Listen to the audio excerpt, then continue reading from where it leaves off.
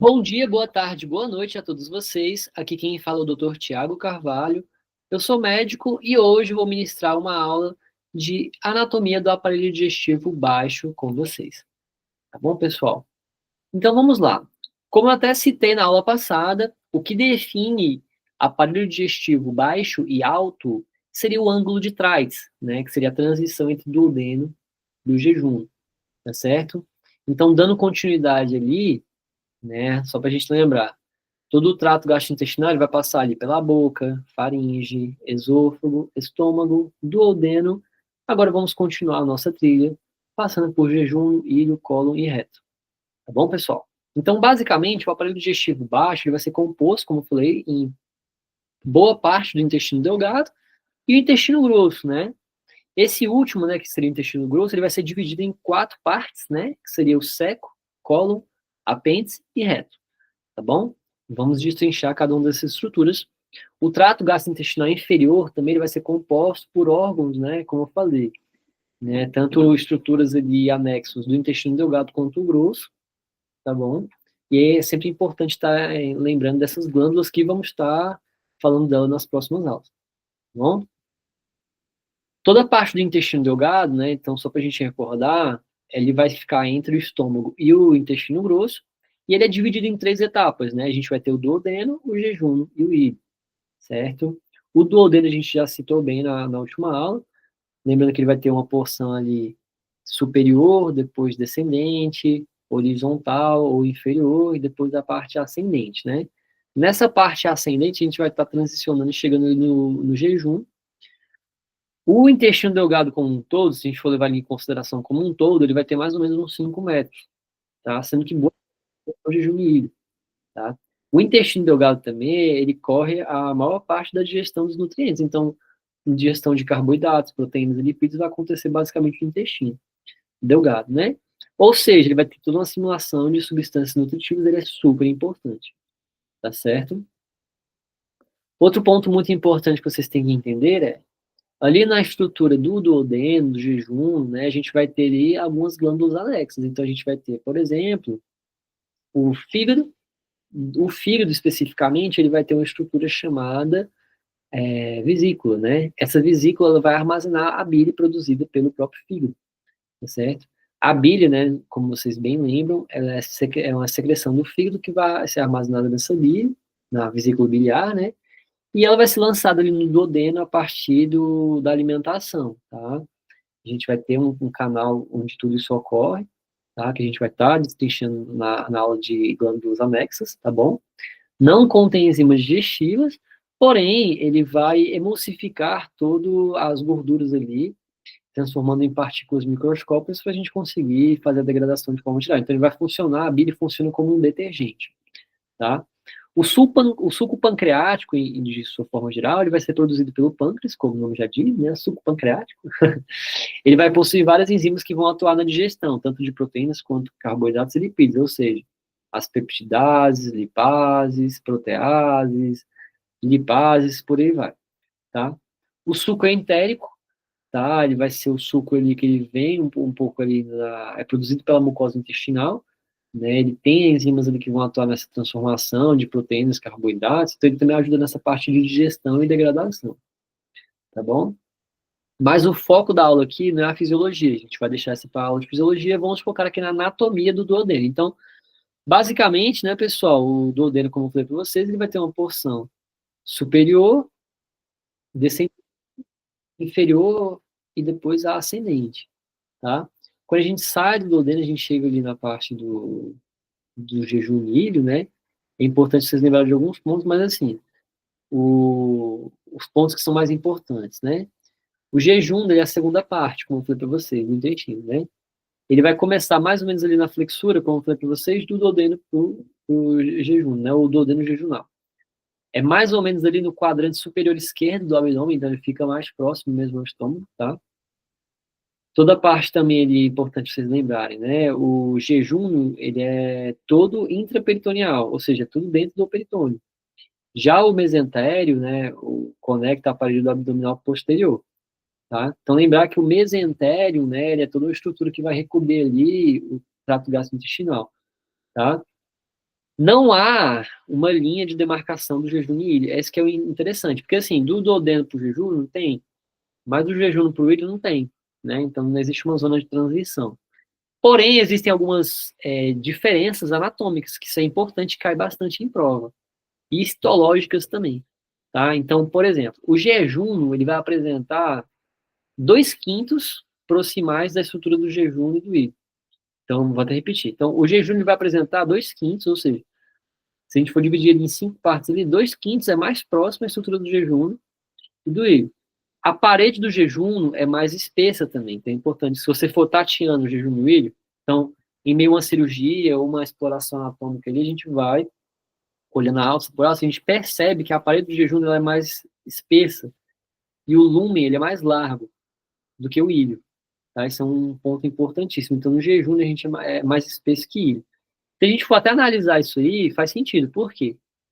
No duodeno e no jejum, boa parte do jejum, na verdade, a gente vai ter aquela questão de degradação. Então, é muita enzima atuando, vários tipos de substâncias ali para essa degradação acontecer. Quando a gente já meio que degradou, chegando ali já quase no intestino grosso, né? Ou seja, nessa zona de transição, chegando ali no ilho, a gente vai afinando. Então, o ilho ele fica mais fino porque ele tem uma função mais de absorção do que, de fato, o jejum, tá?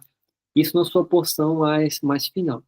E o jejum também ele vai conter pregas circulares, né, mais proeminentes, tá? Então, é muito importante ter esse, o jejum ele tem mais pregas. Por quê? Só usar essa questão do raciocínio. Quanto mais pregas eu tiver, mais tempo eu demoro ali naquela região, então mais eu consigo degradar aquele alimento, quebrar em partes menores, para ser absorvido posteriormente, tá bom? Outro ponto muito importante é o quê, né? O ilho, ele é uma parte mais longa do intestino delgado, tá? Então, é uma diferença muito legal. Ele vai ser também encontrado no quadrante inferior direito, então lembrar que o jejum, ele é superior esquerdo, a gente, inferior direito, agora a gente do abdômen vai ter o ilho, tá? O ilho terminal, propriamente dito.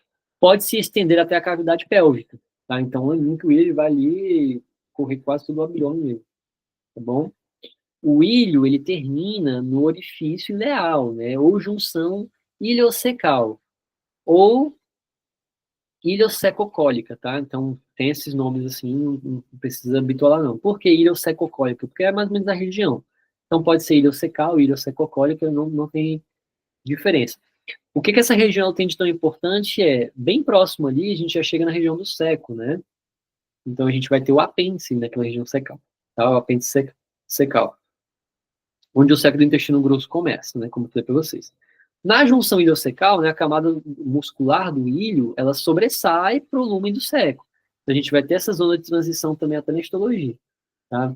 Formando a estrutura conhecida como dobra iliocecal, ou dobra iliocecocólica, tá? Essas fibras musculares, pessoal, vão formar um anel, né? Então, imagina, a gente tem que dividir um pouco, minimamente, que seja, a questão do delgado para o grosso. Então, a gente vai ter esse anel aí, né? Essas fibras musculares vão formar esse anel, que a gente pode chamar de esfíncter, né? E ela vai controlar justamente o esvaziamento do conteúdo ileal para o intestino grosso. Então, quem vai controlar esse direcionamento é o esfíncter iliocecal ou iliocecocólico, tá bom? Então, assim, suas funções como um todo, né? Então, vamos lembrar disso aqui, que é importantíssimo. Se a gente fosse dividir, né, o duodeno, o jejum, no ilho, colo, em absorção, né? O que cada um absorve, é importante a gente estar vendo aqui, até na imagem também ficou muito bem colocado, né? Mas basicamente as principais funções deste intestino vai ser a secreção e a absorção, como vocês bem já sabem, tá? Células epiteliais do intestino delgado, elas vão secretar enzimas que vão digerir o quimo. Então lembra que o quimo, ele passa do esôfago, ele chega no estômago e vira quimo, né? Então o quimo em partículas menores tornando-se passivo de absorção. O duodeno ainda tem a função de misturar a comida com a bile. Então lembra que a bile vai emulsificar as gorduras ali, então ela age como um detergente e com as enzimas pancreáticas para a gente continuar a digestão de carboidratos, gorduras, proteínas. Tá lembrando que o pâncreas, vai ter uma aula assim, bem focada no pâncreas, na vesícula, né? Mas assim, ele tem uma função extraordinária, ele é uma glândula mista, né? Então ele vai ter funções endócrinas, funções endócrinas, tá? Super importantes. Quanto à absorção de carboidratos e proteínas, né, elas vão ser absorvidas justamente, como vocês sabem, no duodeno e no jejum, né? A gente vai explorar isso melhor na aula de fisiologia, tá? O jejum também vai absorver boa parte das gorduras, né? Porque vão ser degradadas e depois vai ser absorvido lá. A função do milho também vai envolver a absorção de vitamina B12, sais biliares, toda a parte da ingestão de produtos que não foram absorvidos no glúten no jejum vai ter que ser absorvido no milho, tá? E, obviamente, também, pessoal, todos os segmentos do intestino vão absorver água e eletrólito, tá? Mas o intestino grosso, ele vai ser, em sua grande maioria, a principal absorção de água e eletrólitos, tá? Outro ponto muito importante que é interessante vocês saberem é o quê? A inervação que envolve ali o intestino delgado, tá? Então, ele vai ser inervado pelo nervo vago, tá? Nervo vago, não sei se vocês lembram, ele vai ser o 10º parte do nervo craniano, né? Tomar uma água para me hidratar, é importante. E pelos nervos também esplênicos, né, do tórax, tá? Então, o esplênico do tórax e o vago, eles vão ser os ramos que vão inervar ali, de fato, toda essa estrutura do intestino delgado, tá? Os ramos nervosos que se estendem ao longo de todo o comprimento do intestino delgado, formando dois plexos. Então, a gente vai ter, basicamente, o plexo nervoso submucoso, que é chamado de plexo de Meissner, tá? Ele vai ser encontrado, até pelo nome ele já está passado mais ou menos. Ele é encontrado na região submucosa do intestino delgado. Tá? Então ele vai ter várias fibras ali parasimpáticas do nervo vago mesmo, que ele vem do 10º par do nervo craniano. Já o mioentérico, né? Ele vai ser localizado, como o nome diz, né? Na musculatura externa. Então, um é mucosa, submucosa no caso, né? E outra é uma musculatura mais externa, do delgado, né, que ele vai conter fibras simpáticas como parasimpáticas. Então, lembrar que o nervo vago é mais parasimpático mesmo, já o nervo mioentérico, né, ele vai ter tanto fibras parasimpáticas quanto simpáticas, tá, formando ali o seu plexo, tá bom? Do intestino grosso também é importante vocês estarem lembrando que, tá, ou conhecido também como cólon, né, colonoscopia, a gente não fala intestino delgado ou intestino grosso oscopia, né? É colonoscopia. Então, olha só, representa o que? A última parte. Então, o que seria o cólon? A última parte do trato gastrointestinal, né? Que seria o intestino grosso. Ele vai se estender em toda a cavidade abdominal. Então, o que eu acho interessante é isso. Ele vai em todos os quadrantes, certo? Outro ponto importante é, ele tem um comprimento de mais ou menos 1,5 m. Então, se o delgado ele tem mais ou menos 5 a 7 metros, o grosso aqui ele é bem menor, ele é só 1,5 m, tá? Quase igual a altura de um humano adulto. Interessante isso aí, né? Tem humanos que é até menor do que o intestino grosso, né? Então, o intestino grosso, pessoal, ele vai ser aonde as fezes são formadas, propriamente dito, né? O quimo vira fezes ali, através dessa absorção de água que a gente vai tendo ali ao longo de todo o trato, tá?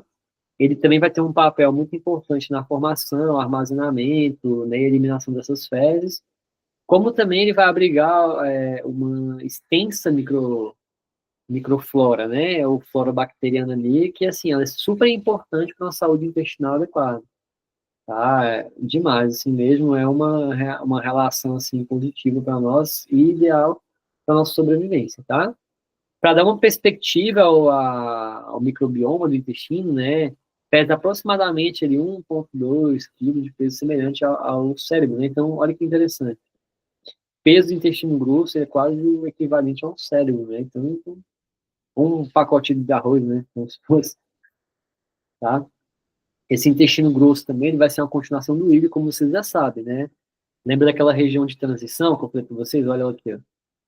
Então tá aqui, ó, o final do ilho, chegando aqui no intestino grosso, e a gente chama essa região aqui de ileoceco-cólica, tá? Vale lembrar também, por quê? Seco, né? Essa porção inicial aqui do colo, a gente chama de seco mesmo.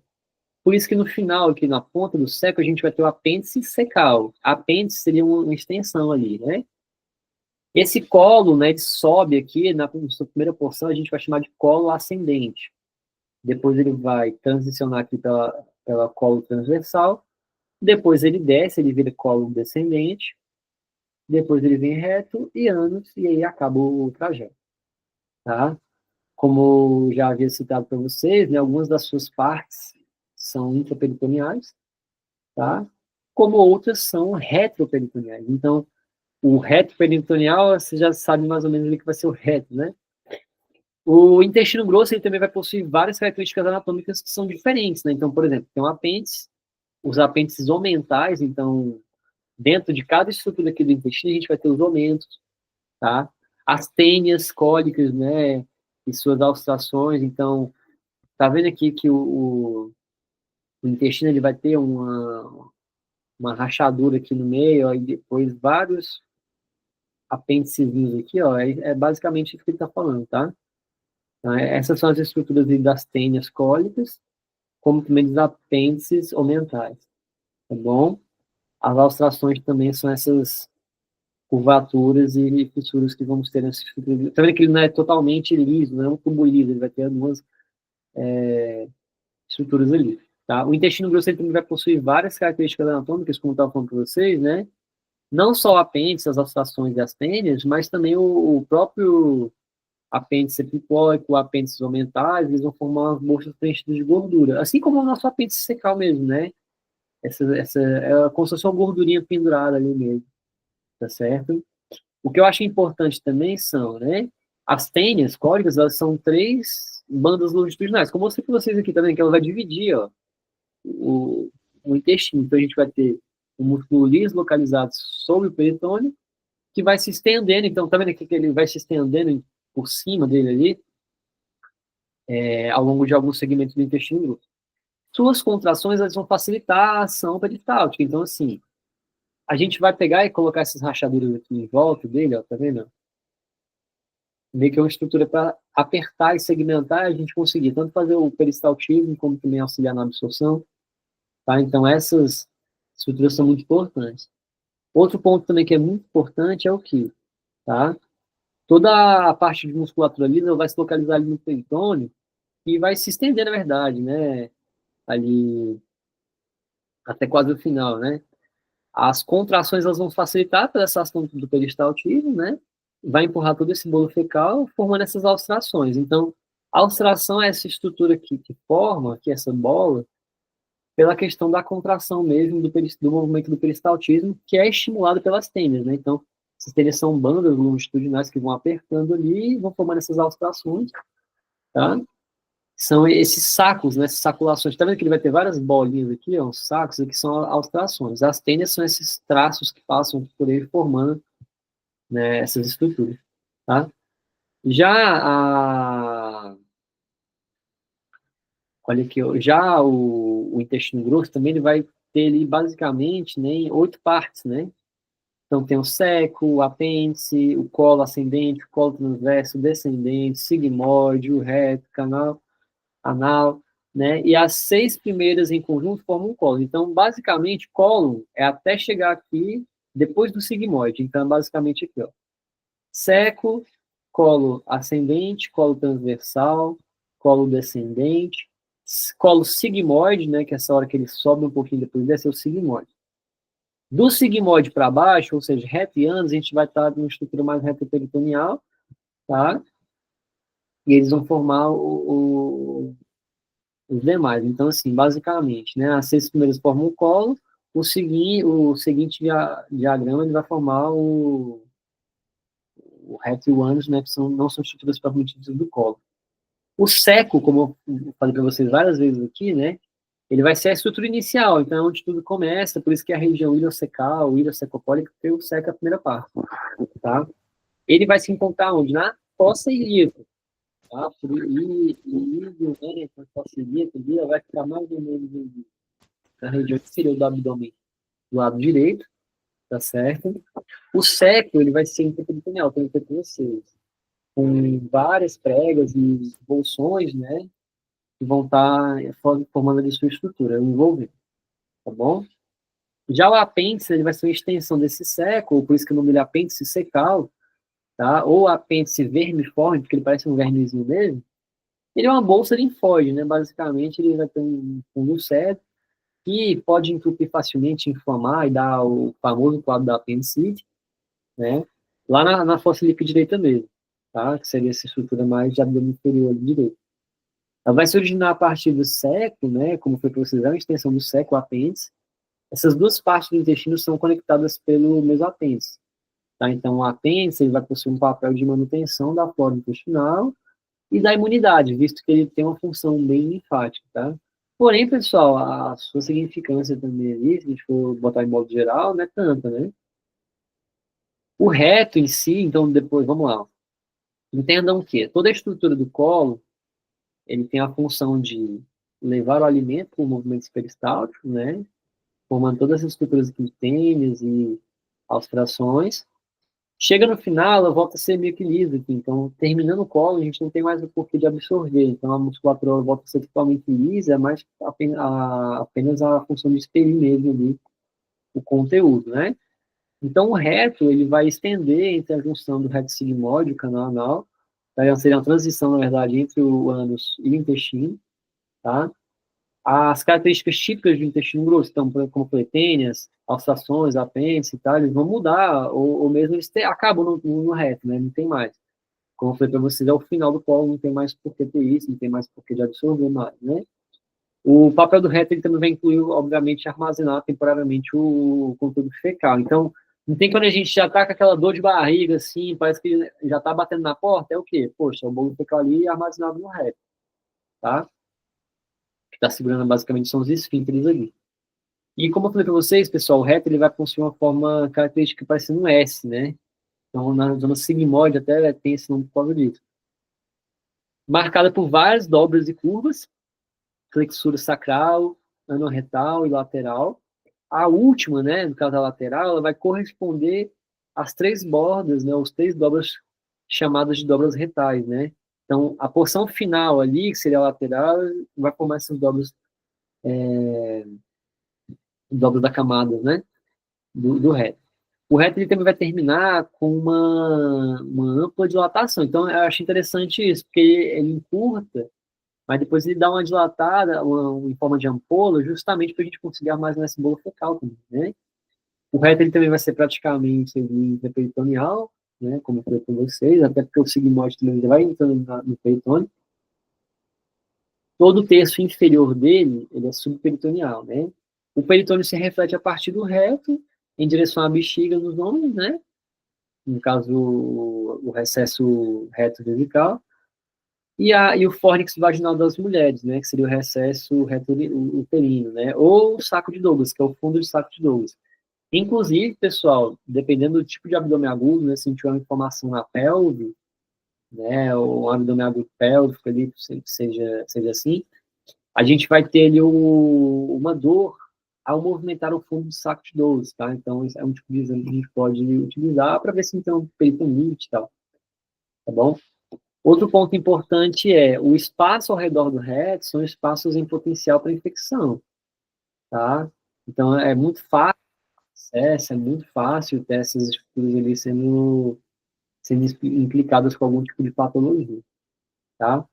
Por fim, pessoal, né, chegando no nosso destino final, o canal anal, ele vai formar uma parte terminal do trato gastrointestinal. Então, obviamente, a gente vai ter ele no colo, chegando no final, ele vai se estender na junção anorretal, tá?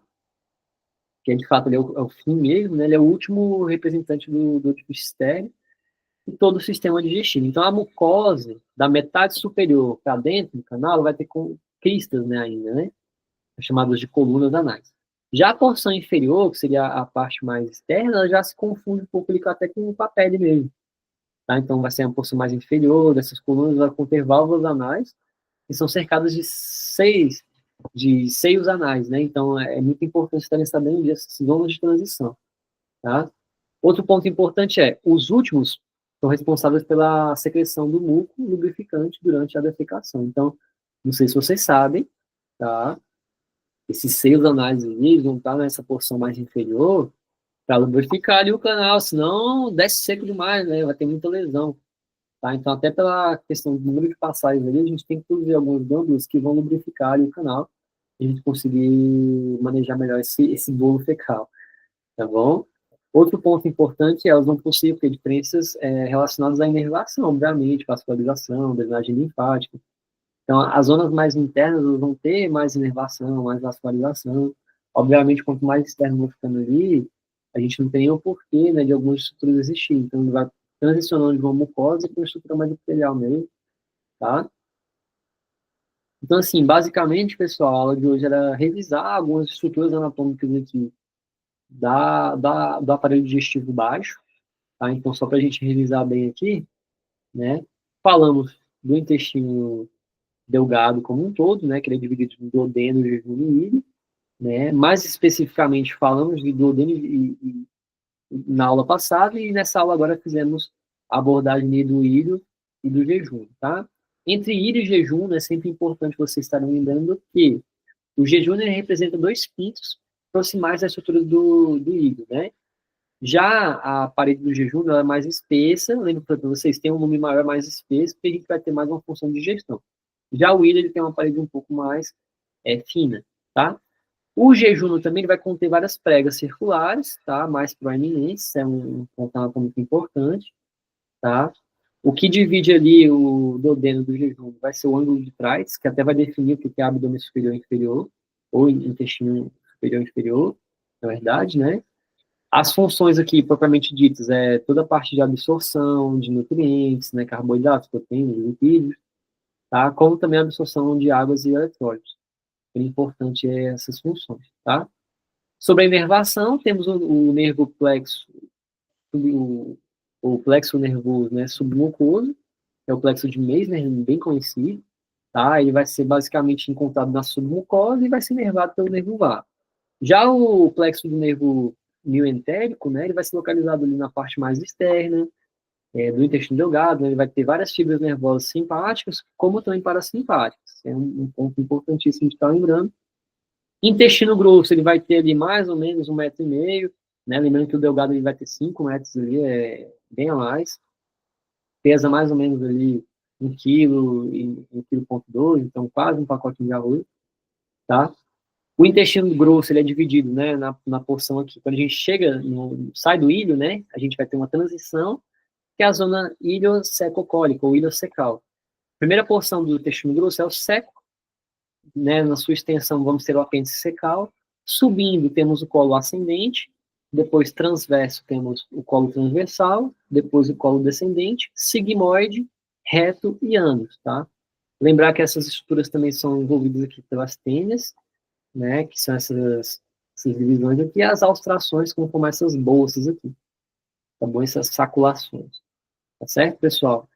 O apêndice ele pode ter diversas funções, mas as suas principais ele vai ter uma função linfática, como a imunidade, como também a manutenção da flora intestinal. O reto também é importante vocês lembrarem que ele vai ter uma estrutura um pouco mais alargada, né? Vai sumir ali as tênias, as trações, os apêndices epiclóicos, tá? E vão surgindo uma região mais lisa, mais dilatada ali, até para a gente guardar o bolo fecal, e se estreitando, chegando na região do canal anal.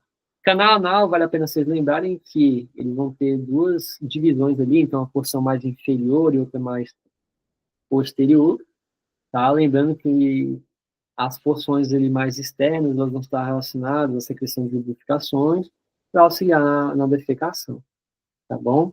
Toda a parte também ali de estruturas na pelve, então, assim, a gente vai ter as estruturas peritoneais aqui, o colo é quase todo peritoneal, chegando ali no reto um ano, a gente chega na região que é mais reta peritoneal mesmo. Tá bom, pessoal? Então, agradeço a todos que ficaram até aqui no final, tá bom? Espero ter ajudado vocês com essa aula e até a próxima.